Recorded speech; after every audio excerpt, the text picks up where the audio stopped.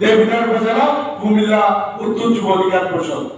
এই চারজন শহীদের প্রতি আমরা অত্যন্ত কৃতজ্ঞতার সাথে তাদের স্মরণ করি এবং তাদের আত্মার মাগফিরাত কামনা করি। আমাদের অনেকে আহত হয়েছে জুলাই গণঅভ্যুত্থান পরবর্তী এবং গত 29শে আগস্ট ব্যাপক নেতাকর্মী আহত হয়েছে বাংলাদেশ যুব অধিকার পরিষদের, তাদের সুস্থতা কামনা করি। এখানে আমাদের যুব অধিকার পরিষদ সম্পর্কে অনেক কিছু জেনেছেন, আর কিছু বলার নাই।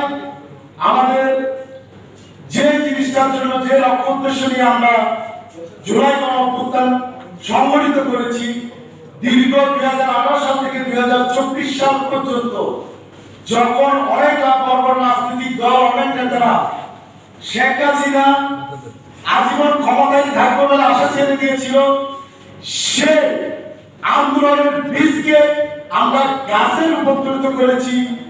তারপরও 29শে আগস্ট এসে আমাদের উপর যে হামলা, নৃশংস হামলা, সেটা কিন্তু কি আমরা যদি সহজভাবে নেন লোকটা